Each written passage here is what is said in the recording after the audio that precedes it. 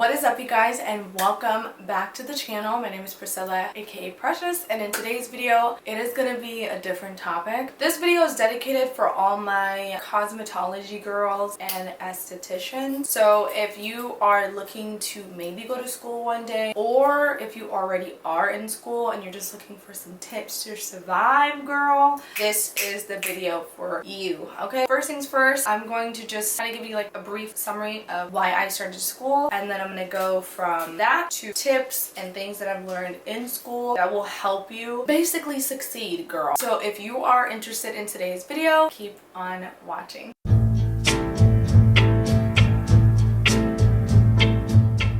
So I'm gonna go grab some wine because this is gonna be a really long video and I really want to give you as much knowledge as possible. So definitely grab something to drink, grab you a notebook, and let's get into today's video. Okay, first things first, how did I get into cosmetology and how did I find a really good school? So for those who are unaware, there are three types, well actually four, but I'm only gonna address three in today's video. The three scopes of specialty is going to be a cosmetology, full specialist, and an esthetician. So your girl is a licensed full specialist. So for those who do not know what that is, that's basically I have knowledge in skin and nails. I wish I didn't do nails, but I mean, I feel like it's good to know.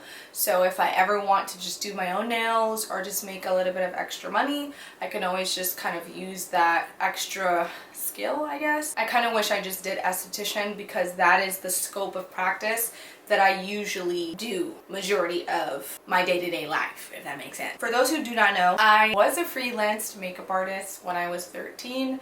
I was usually that girl that everyone went to basically get their makeup done, apply their lashes, do their eyebrows, their eyeliner. That was your girl in high school. I realized that I had a skill, I knew what to do, but I wanted to perfect it, but I also wanted to learn more. So that's kind of why I decided to do full specialty rather than cosmetology, because your girl does not like hair, even though I can body a wig, okay? Even though I know how to do my own hair, your girl don't got the patience to do other people's hair. So the first tip I'm gonna give you, especially if you're someone that's looking to go to cosmetology school, is this. Find a decent school, okay? I know there are many schools out there.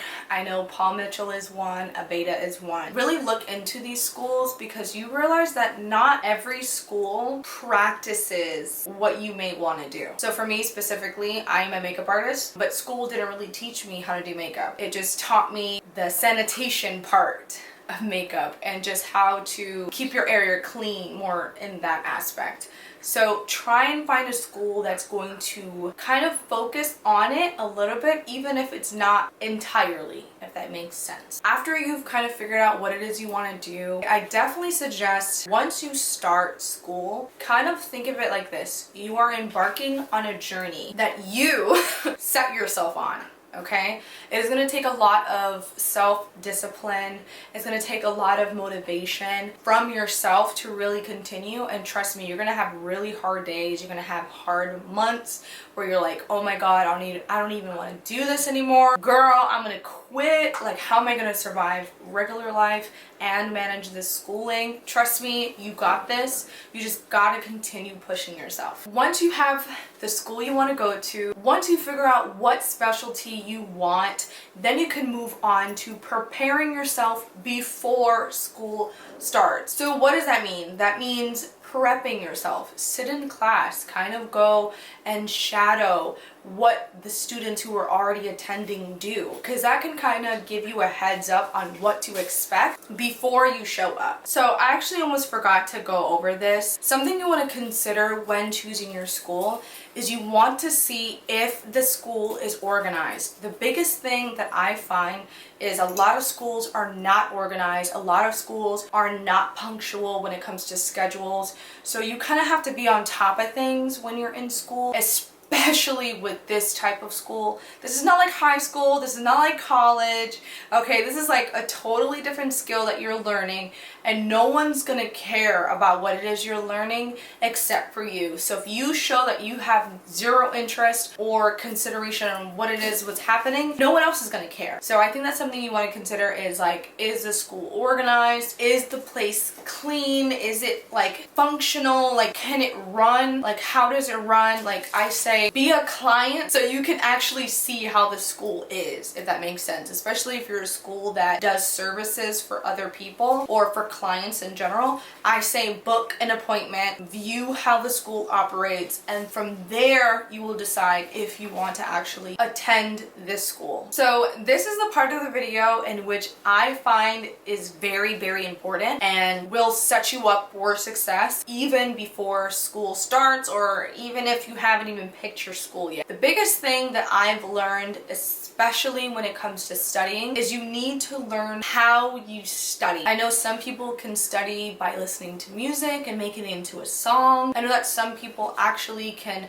focus and listen to absolutely nothing and can read and study, and that's just how they can do it. For me, how I studied was I listened to lo-fi beats or classical music, and I read chapters and I took notes. That's just kind of how I absorb knowledge. I like to read and then write notes and then kind of read back to myself what I learned. That's just kind of how I do things. But just the first thing is just learn how you study, and then from there the world is yours and you can kind of decipher what you want to implement in your study routine and not. The most important thing out of everything when it comes to studying is time management. If you do not have time management in studying, I swear to you, studying is going to almost feel like a job. You don't want studying to feel like a job, especially because this is something that you are paying for, you're passionate about learning, and you want to make it fun. You don't want to make it feel like you're in school learning a new formula in geometry. The third thing I like to suggest, especially when it comes to studying, is get out of your house. Okay? There are going to be moments where you're studying and you just have brain farts and you cannot obtain any knowledge whatsoever. I suggest when you have those moments when you're feeling really cluttered brain to go to a coffee shop and really get yourself out of your comfort zone, which may be your office, which may be your room, and try and put yourself in an environment where you can study. Of course, I recommend having headphones. I'm not saying go out there and study with no headphones because the world is chaotic, but it's good to kind of cancel out the distractions is all I'm saying. So yeah, I think that's something that I did, which was very fun. I got out, I went to coffee shops, I just enjoyed my time. I made it memorable, but I also made it fun. I didn't make it feel like it was a job. Once you make anything feel like a job, I swear, you don't even want to do it anymore, okay? So when it comes to studying, this was my best friend. This definitely helped me organize what I was doing, and most importantly, how I could prepare myself for the future things I was going to be studying. So the biggest thing that I got in this huge binder were dividers. I feel like this was something that helped me divide up, or because I took 2 semesters, I had 2 different semesters. So I had one which was fully dedicated to nails, and then I had the second one which was fully dedicated to esthetician and everything that fell under esthetician. Something that helped also were these plastic covers, okay? This is something that really helped me keep my papers clean, okay? You don't realize how important organization and keeping your papers neat make you look. You want to be so organized and well kept that when you show people this is something that you studied in the past, they look at look how your setup is, and they're like, I can have a lot of faith in this person because they're very organized. And this is something that really helped me stay organized and just keep all my paperwork divided where I didn't feel overwhelmed. If you get yourself these particular items, especially with your studying, this will save you so much anxiety and time. Okay, last but not least, the most important thing I really want to just say in this video is just be patient with yourself, because I know there's a lot of pressure that we as women tend to put on ourselves to really be the best in whatever it is we do, succeed, and just just a bunch of craziness that we put on ourselves that sometimes we don't realize it's unnecessary. We don't even need to put it on ourselves. Be patient with the journey. Enjoy the hardships, because the hard times in your life is what's really building character. The hard times in your life is what really is going to mold you into the person that you are probably going to look at years from now and think.